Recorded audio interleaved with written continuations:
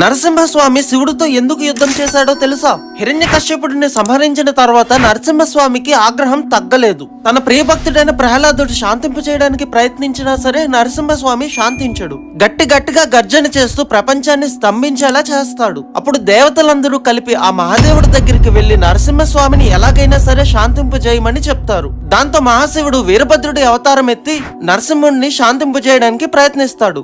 అది విఫలమవడంతో శివుడు అతి భయంకరమైన శరభావతారం ఎత్తుతాడు. శరభేశ్వరుడు సింహపు తలతో, గ్రద్ద రెక్కలతో, పదునైన గోర్లతో, పొడవాటి తోకతో ఉంటాడు.